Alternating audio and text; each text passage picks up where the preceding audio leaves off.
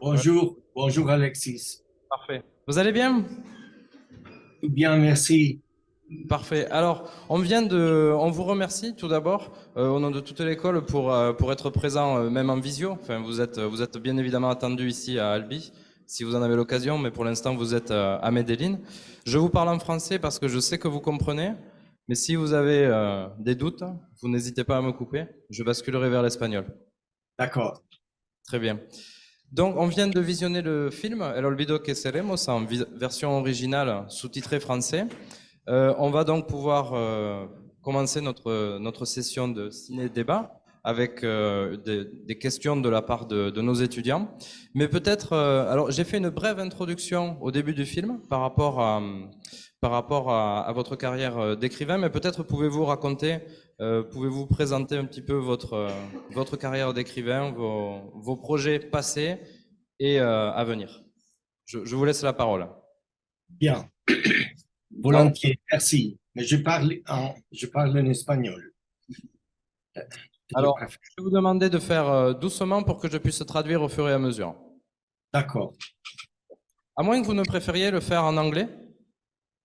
Et si tout les gens comprennent l'espagnol, je préfère l'espagnol. Ou Non, oh, tout le monde everybody speak English. Oui, tout le monde est supposé parler anglais ici. L'espagnol, c'est un peu plus aléatoire. Okay, I will try in English then, parce que mon français c'est pas suffit. Okay, good evening. Thank you for seeing the film, for choosing the film, dear Alexis. Um, well, I will concentrate in this book and in this film probably. Um, as you probably know, the book comes from a personal experience.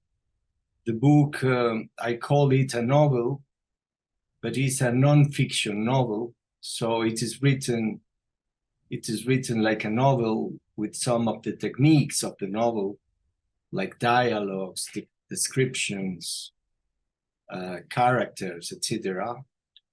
But it is based on facts, and it is based on my own childhood, my own family, and the last tragic experience of my father assassination.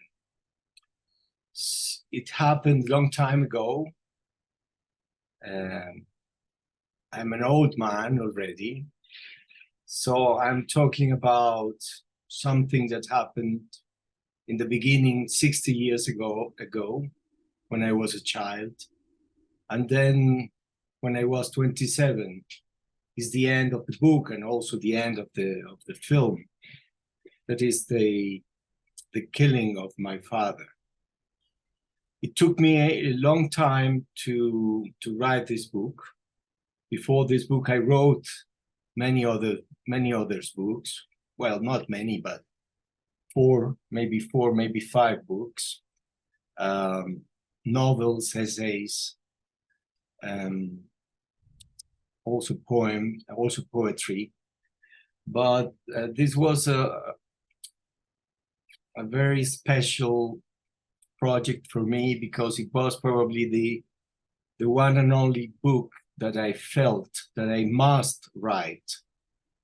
The other books I wrote because I wanted to, because I just wanted to tell the story of the other books. But in the case of this book, I must tell the story. It was very difficult for me, so I had to wait many years since I was 27, and when the last facts happened, and when I finished, when I published the book, I was 48.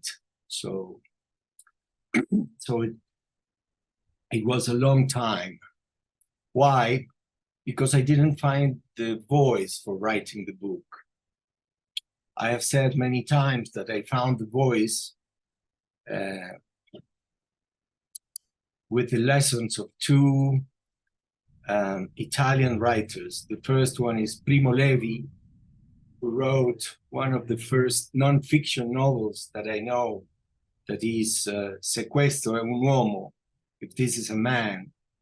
That is his testimony about his experience in Auschwitz concentration camp.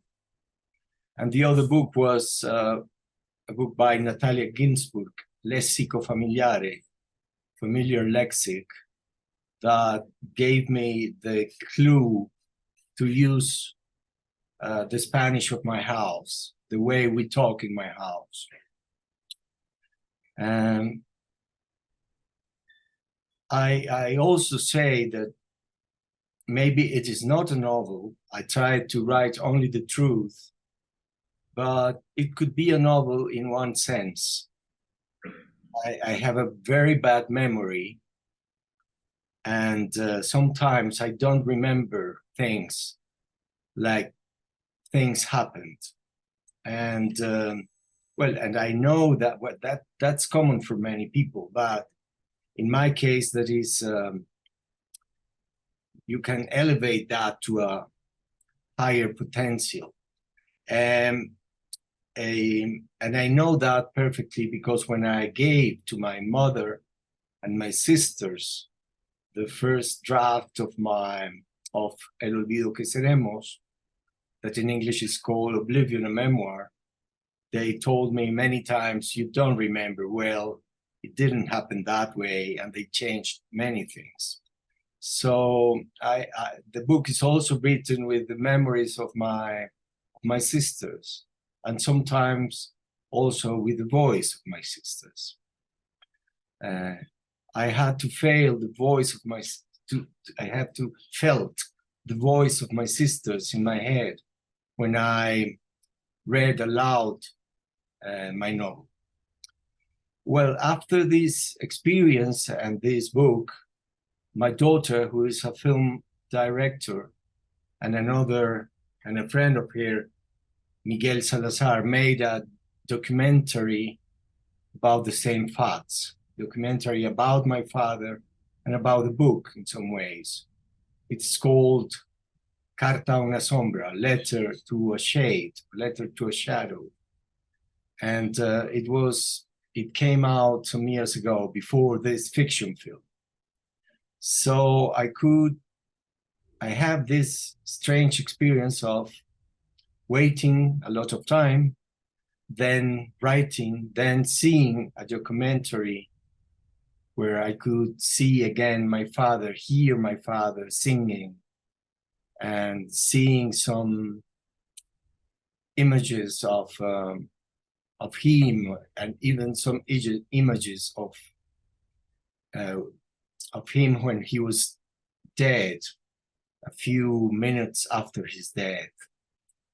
And then came this film. This film I have seen, and I liked so much, one of Fernando Trueba's films, the film that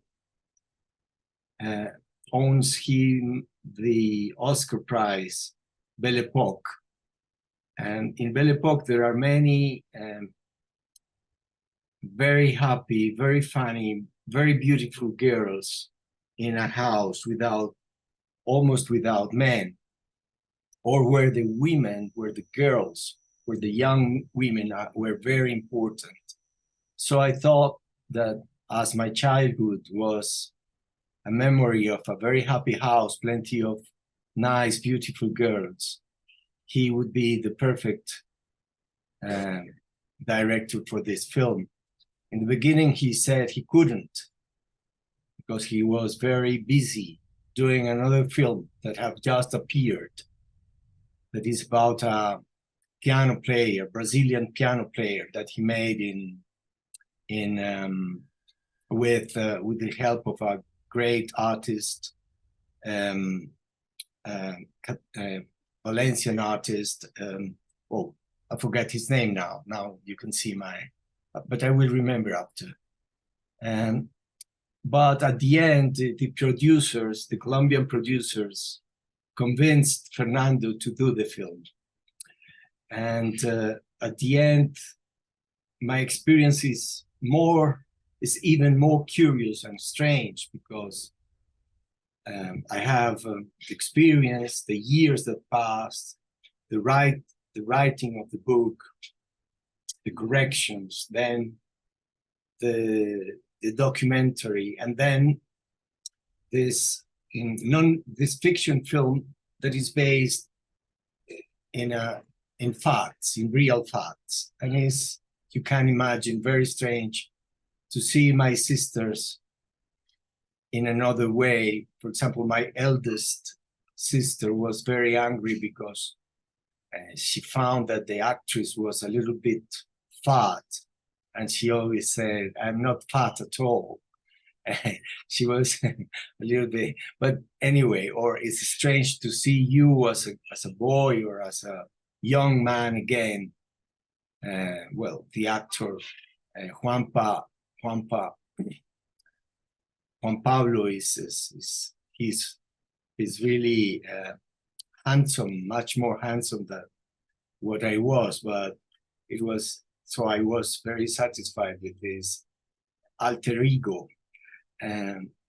But it's very strange. I never saw, of course, the moment when my father was killed, but in this film I saw it. So in some ways, now I remember the assassination of my father with the language and with the images of the film. Well, I think this could be an introduction, and if you have some questions, please, I'm here, and thank you again for the invitation. Thanks to you. I will see in the room if there are questions. Who wants to begin? Qui veut commencer par poser une question? Qui se lance? That's always the first one who is difficult. Peut-être en français, si vous voulez. Et après Santiago. C'est bon, on a les deux premières questions de prête. Bien. Hi, thank you for your book and your movie. I just want to know if one day your father show you the pictures of concentration camp of Auschwitz, and if these images impact your book or the way you see your father now.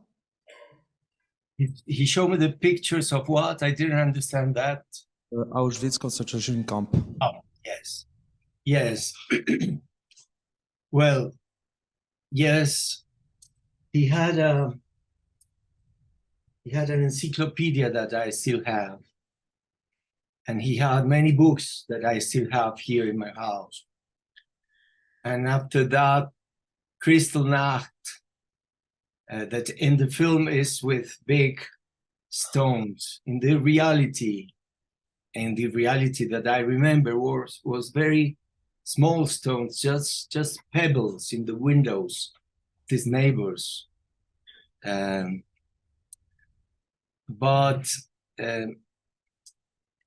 after that, but also after that, not only because of that, I suppose also many times we talk about the Holocaust and the facts of the Second World War that impacted him so much. Of course, he was older than me, and he was impacted, for example, by the Spanish Civil War, la Guerra Civil. He taught me a lot of that experience that was years 36, 39. It's interesting how history comes to your mind sometimes quite directly from your parents, from their own experience. And as he had this wonderful woman that I met many times, Clara Glotman, that was the first medical doctor in Medellin, Colombia, where I am here, and who was a colleague and a same year companion of my father's promotion in Universidad de Antioquia. For him, the respect for Jews and for women was so important. And of course, the Holocaust was one of those facts that was always present in our conversation, in many books, and also in many films that we saw. It seems old, quite old, but you can see that it's quite present also, as we can see what is happening now in Palestine and in Israel. In some ways, probably in the excessive reaction of Israel is also because of the experience of anti-Semitism and Holocaust. And that explains many things. That doesn't justify everything, of course, but that explains many things. We have another question from Santiago, who is Colombian. So he will ask you the question in Spanish, and I will try to translate in French. Great. Hola, hola. Bonjour. Hola Héctor, mucho gusto. Un honor estar con usted. Primero que todo, pues muchas gracias por la película, por el libro. Es usted la verdad muy valiente. Una pregunta solo que se me ocurre. Bueno, yo soy de Pereira, de Colombia. ¿Usted qué piensa a nivel, por ejemplo, de la sociedad? ¿Usted piensa que como sociedad colombiana hemos avanzado respecto a lo que se mostraba en la película, o usted piensa que como sociedad todavía permanecemos estancados? Esa es solo una pregunta que tenía. Je vais traduire. Donc Santiago, qui est colombien de Pereira, une ville située au sud de Medellín, demande si Hector pense que la situation en Colombie, la société colombienne a progressé ou a stagné, ou bien s'est améliorée depuis les années 70-80, où on voit où a lieu la période pendant laquelle a lieu le film. Well, I think, Santiago, that since the years of the youth of my father as a young medical doctor, many things has changed. For example, almost nobody dies now for typhus or the child mortality that was his first obsession in life is not anymore the first cause of deaths in Colombia, or like it was when I was a child and he was speaking with me about these facts. His first obsession were vaccines. At home, we made a big feast with the how do you say viruela in English? I don't know if it is smallpox or is another one. Well, when viruela was eradicated from the world, there was a big feast in my house. So not only Colombia, but also the world in many senses has changed. When my father was killed, the first cause of death in Medellin and in the country was violence, many times political violence, were assassinations, homicides. But nowadays, like in most of the countries of the world, the first cause of death in Colombia are cardio breathing diseases. I don't know if that's the correct name. Enfermedades cardiorrespiratorias.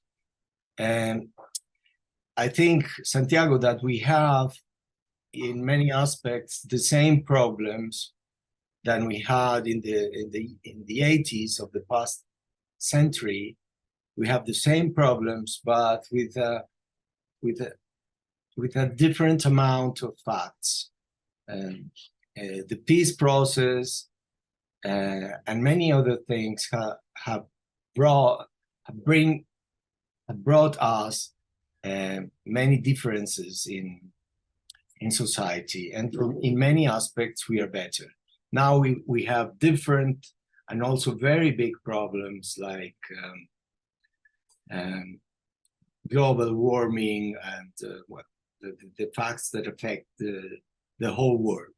But recently, in June, I went to Ukraine to present a campaign in favor of Ukraine, and I saw a real war, a real terrible war.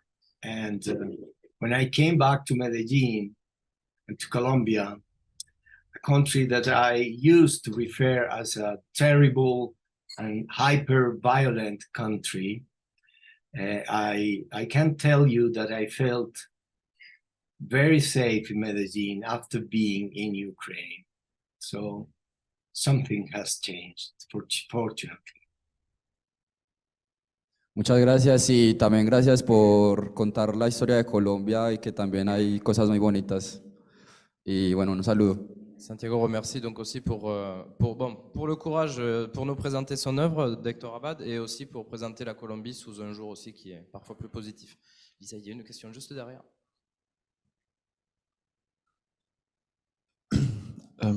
How did you react after the death of your father? Were you more proud of him or angry because he chose to fight despite the risk of being killed? And what happened in your country after his death? Because I saw he had a very big impact in your country. Well, in the family, we all reacted with a deep sadness, a profound sadness, with kind of desperation. It depends on each of us. One of my sisters became really out of her mind for many years. I didn't mention that in the book because when I wrote the book, that was something that was still quite vivid.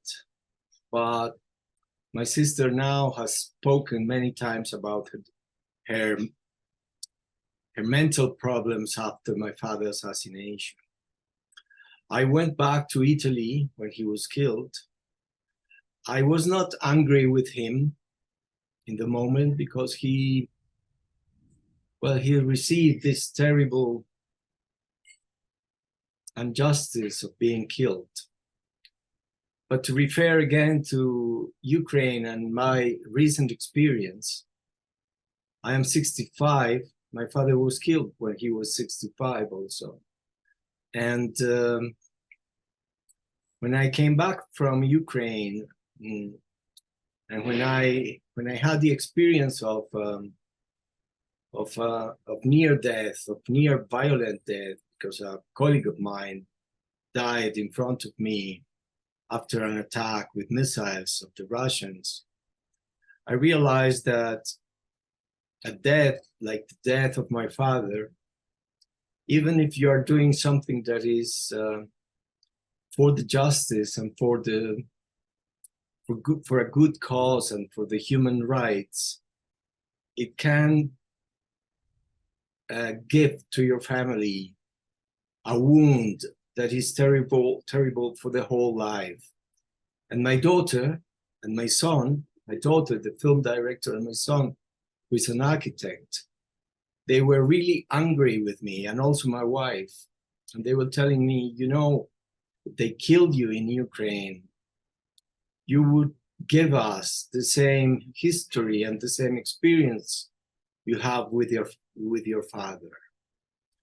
And I'm not brave like my father, and I'm not a human rights activist like him, not at all. I was in Ukraine almost against my will,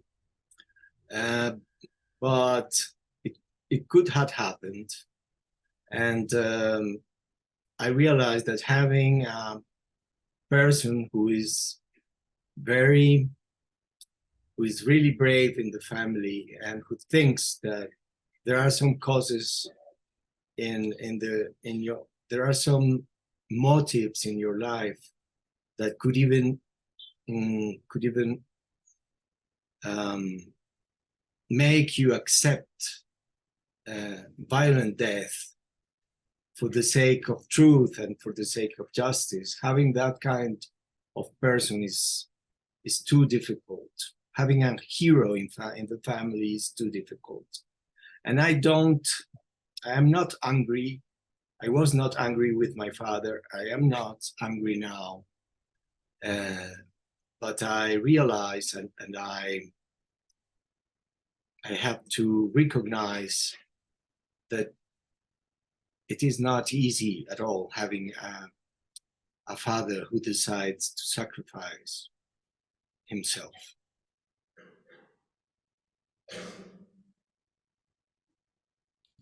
We have another question. I have a written question here, so we will give it to you in Spanish and I will translate in French later. So I give you the floor.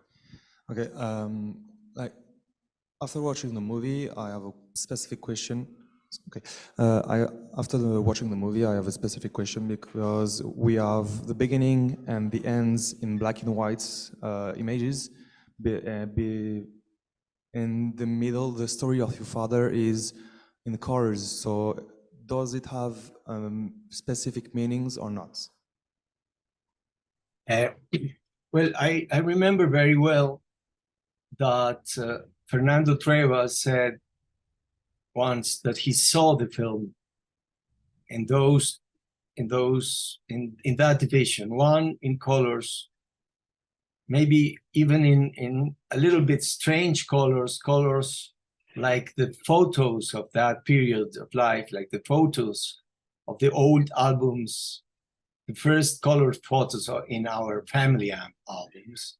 And I remember that there was a party with the producer, with the Colombia producer, Gonzalo Cordova, who works for Caracol, that is the biggest TV here in Colombia. And he told me, okay, now I have to ask Gonzalo if he approves that part of the film will be in black and white. If he says no, I will understand, because that is not really commercial. And I was there when Fernando asked Gonzalo and Dago, the other producer, and they said, no, the film is yours. You can do whatever you want with technically with your film, and we will approve it. He was very happy. In fact, all the team, the actors, the actresses, the producers, and the script writer, that is a brother of Fernando Trueba, David Trueba, and everything in the film was really smooth and went so easily. It was like a dream, 2 months of the making of the film. And I suppose Fernando decided that part of the story, part of the book, and part of our memories, the memories of our childhood, of our past, were full of optimism, color, happiness. And then after the death of Marta, my sister, everything became a little bit darker, and that was why he decided to do it that way. The past in colors, the distant past in colors, and the less past facts in black and white.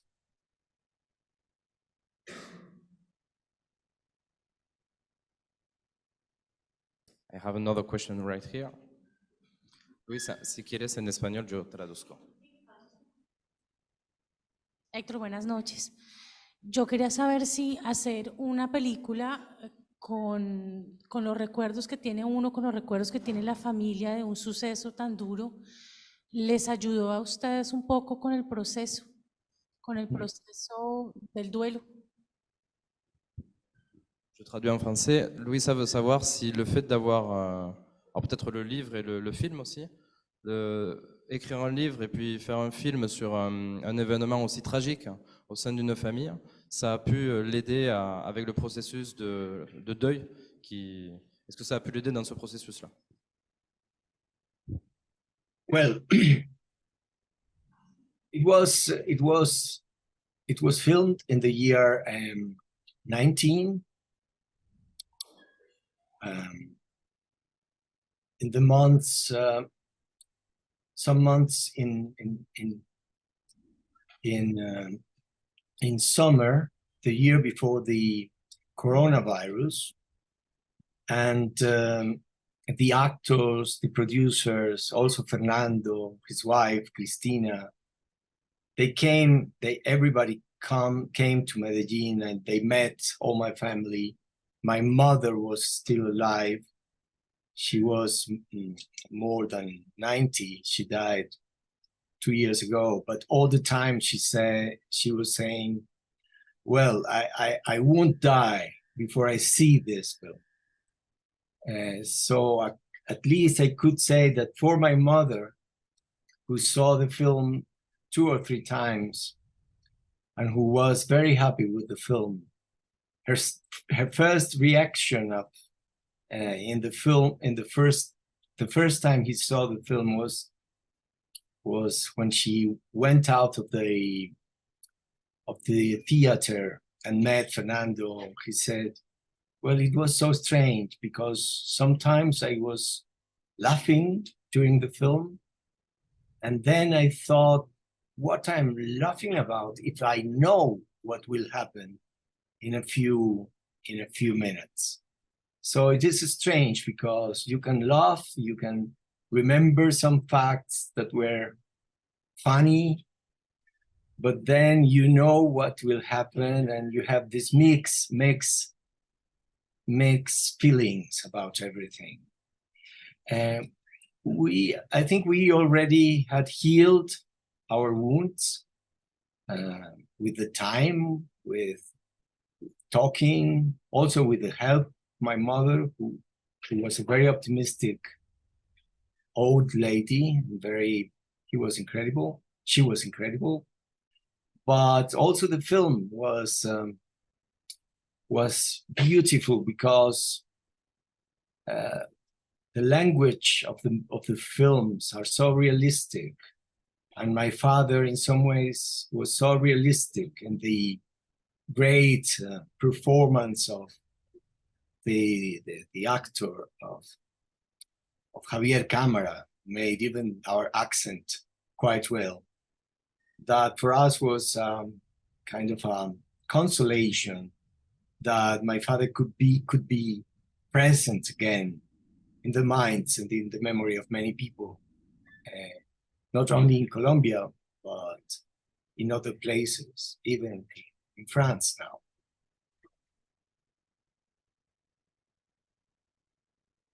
Et, juste en français, pour le contexte, en fait, il faut savoir que l'acteur qui joue le père d'Hector Abad n'est pas colombien, il est espagnol.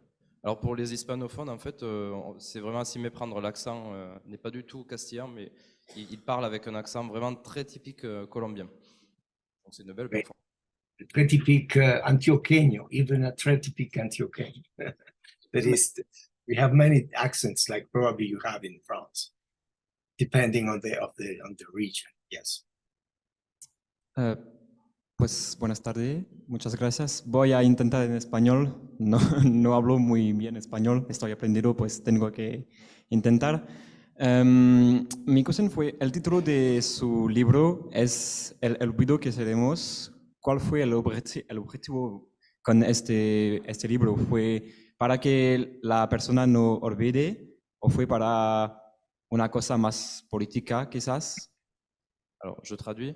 Le titre qui a été choisi, c'est El olvido que seremos, l'oubli que nous serons. Donc, pourquoi est-ce que vous avez choisi ce titre pour cette œuvre? Est-ce que c'est pour que vous n'oubliez pas en tant que personne, ou plutôt est-ce que c'est un sens plus large? Est-ce que c'est pour que la société n'oublie pas? C'est bien ça? Ouais. Corrigez si vous voulez. Oui. Yeah. Ça va? D'accord, oui. Est-ce que... Ouais, voilà. Sí, está bien. Well, the title of the book, in some ways, remembering all the time and and feeling that you have the obligation of remembering, that you must remember, that you cannot forget, that you must say and tell many people that what happened.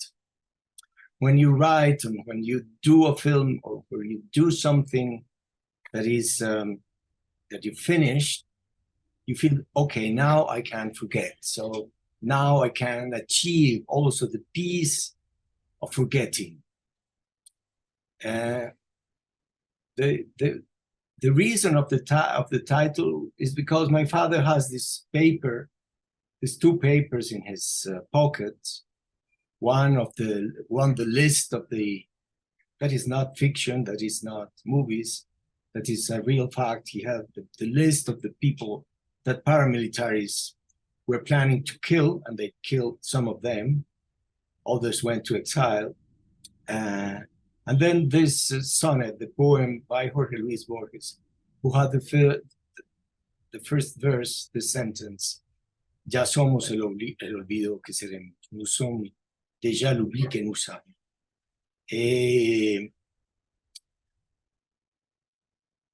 So Borges, that had an incredible good memory, that even wrote one of the most famous short stories about memory, Funes el Memorioso, about a man who had an incredible memory, who didn't forget anything. But for him, forgetting, for him, el olvido was also very important. In a poem, probably in a love poem, he said, yo no hablo de venganzas ni de perdones. El olvido es la única venganza y el único perdón. So for him, oblivion, forgetting, was a way of forgiving, and also of taking vengeance of bad things the others make to you. And the fact also is that we will forget, all of us will be, maybe for some years after our death, the people who loved us will remember us, but then we will fall in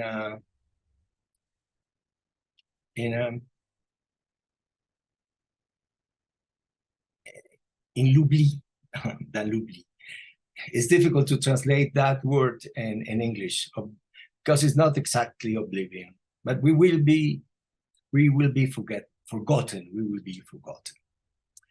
That is not very optimistic. That is a little bit sad, but usually you refers at that. That's the beautiful thing in the Borges line. We think of forgetting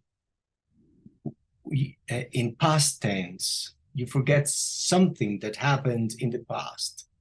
And in the verse, he's using the future tense. We will be. L'oubli que nous serons. We will be forgotten. So it was also an interesting pun in some ways, an interesting jeu d'esprit or de paroles that so I decided to put that title to the novel, to the book. And it's a mix.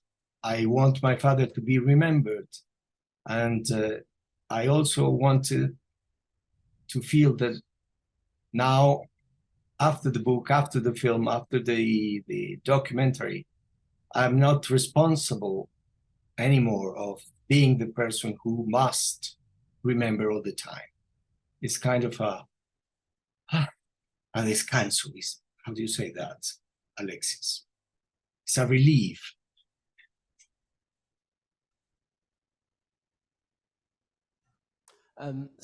So, okay. So you mentioned the list of that your father had in his pocket, and so on that list, as the film mentions, there weren't just activists or politicians, there were also artists, such as a singer that is mentioned on the list. And when you published the book in 2006, if I'm not mistaken, there were still the paramilitaries who were still active in Colombia. Were you, so when you decided to publish the book, were you or your family or your close friends concerned that you might be putting yourself at risk by publishing this story, especially since you were already known for your previous work? Well, not really. You know, there is something that I think this kind of people, the paramilitaries and the kind of people who killed my father, they don't read. They really don't read. They don't read novels. They are not, if it was a series in television, maybe it could be dangerous.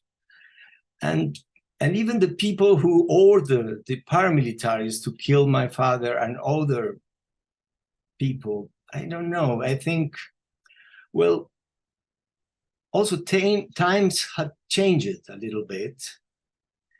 The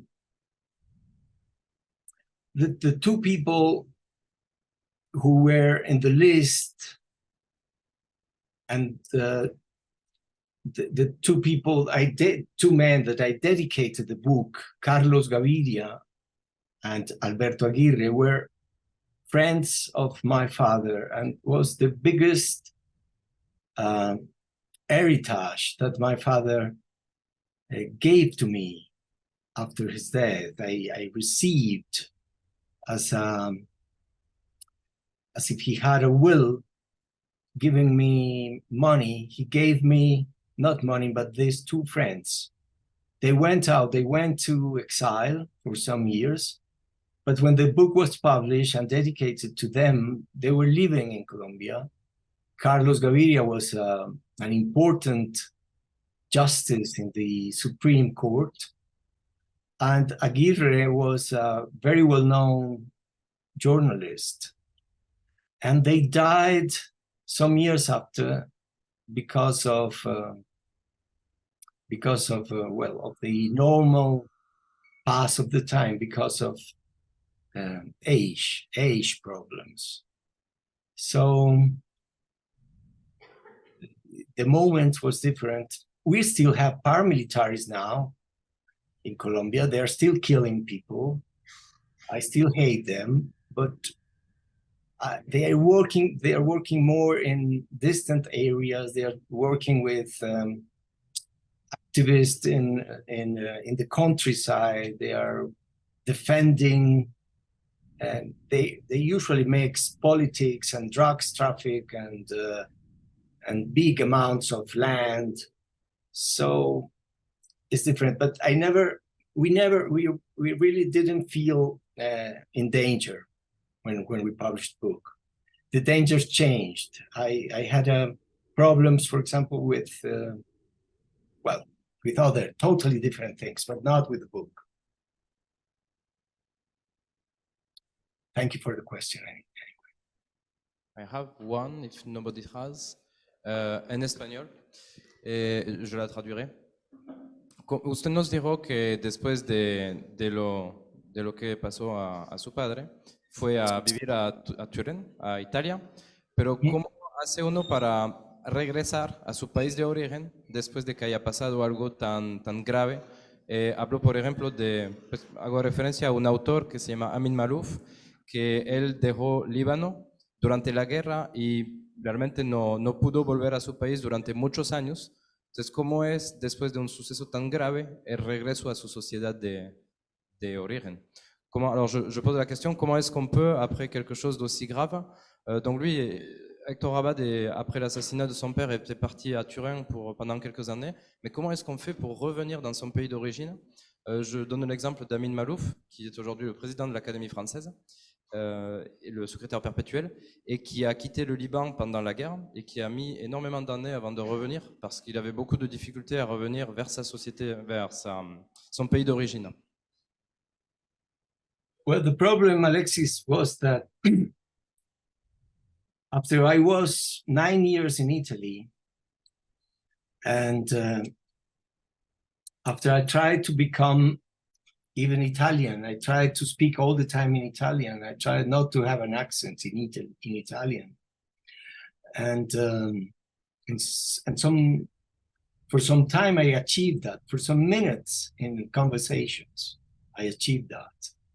But in Roman languages, the problem is also that you are not anymore sure when you go back to your maternal language, if you are really speaking in Spanish or if you are mixing it with Italian. I decided to come back to Colombia because I was forgetting Spanish. And I only wanted to be a writer. And I tried to write in Italian, but as I didn't have a childhood in Italy, even if I speak very well Italian, even if I especially spoke those here very well Italian, and I could write Italian almost without big mistakes, the language of the writing was not the same. It had no these sounds, this profound resonance of childhood that you need to write a really good phrase, a really good poem, or even a really good novel. I think you need to have a sense of the language that is quite deep in your mind, in your way of thinking and talking and writing. So I came back because of that, and also because my mother was here and she was alive, my sisters were here. And I convinced my Italian woman and my Italian girl and boy, they were born in Italy, to come here. But yes, when you come back, when you passed a lot of years outside in another country, in a very different country, and in Europe, that is a wonderful place in the world, you're not anymore exactly the person that left your country. So when I'm here,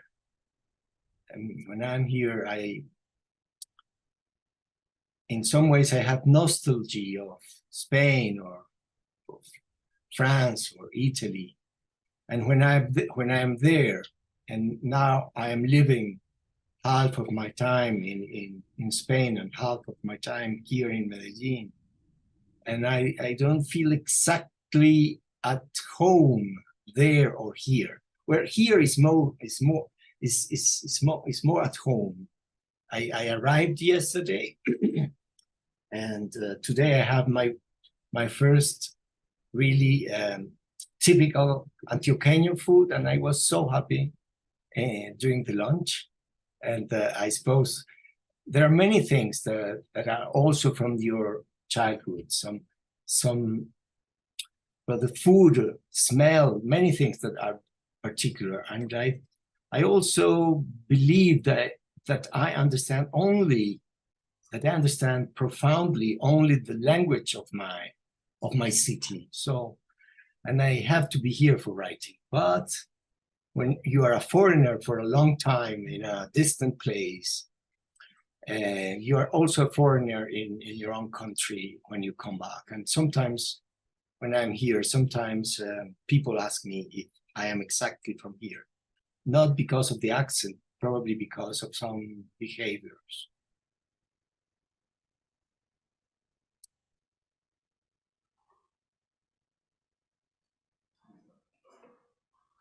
¿Qué tal, señor? Muy buenos días allá donde usted está. Primero que nada, muchas gracias por su tiempo, por compartirnos de su vida. Quería hacerle una pregunta. La película acaba cuando es la muerte de su padre y quería preguntarle su opinión. A partir de ahí, ¿cómo siguieron pasando las cosas? ¿Qué tan impactante fue el legado de su padre y qué pensaría su padre si pudiera estar en este momento de su legado y cómo sucedieron las cosas después de su muerte? Alors, la question de Louis, elle porte sur le fait que le film termine avec l'assassinat du père d'Hector ABAD. Et donc, le sens de la question, c'est quel est l'héritage? Qu'est-ce qui s'est passé ensuite, une fois tout ce qu'on ne voit pas en fait après, à la fin du film? Quel est l'héritage qu'il a laissé au sein de la société colombienne? C'est ça? Bueno, es muy difícil saber dónde terminar una película, también dónde terminar un libro, y más cuando tiene que ver con la vida.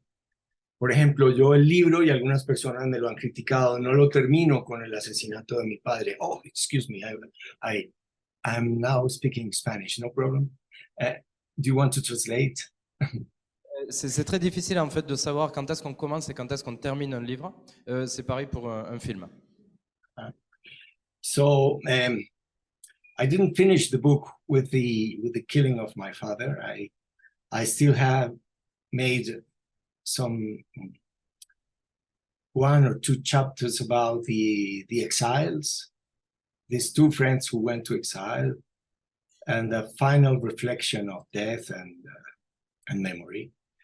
And the film also, they had a very touching scene that was at the end, and that happened also in reality. That was a speech that I made here in a place here in Medellin where 4 people spoke and 3 of them were killed in 3 months.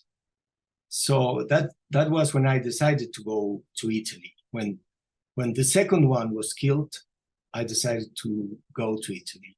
And then a third one was killed some months after.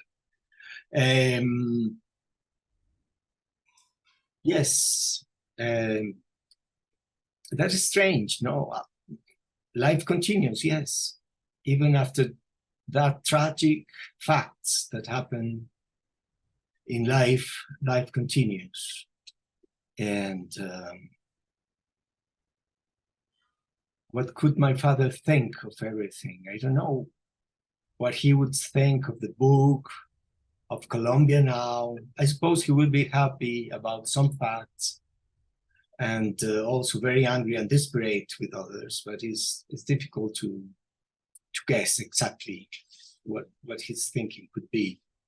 And that is strange. You think that when something very grave happened, life interrupts. Life is interrupted and everything changes, but it's not that way. Who, I suppose many of you, or maybe all of you, have had a very sad or even a tragic situation in life when a beloved person is killed. One of the strangest things that happen is that el mundo sigue andando. That's, even the songs mention that. You are dead and the world continues to go. La vie continue.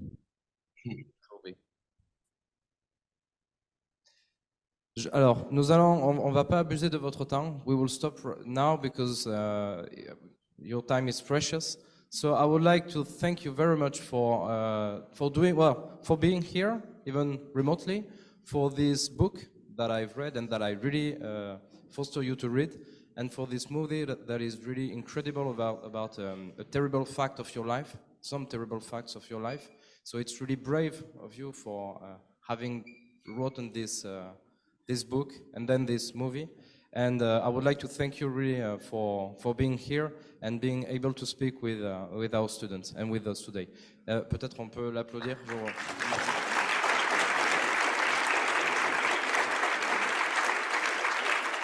Thank you very much, Alexis. I know that it's also late for you.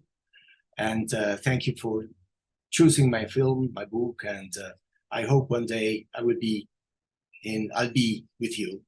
Goodbye and thank you. Le reiteramos la invitación. Muchas gracias.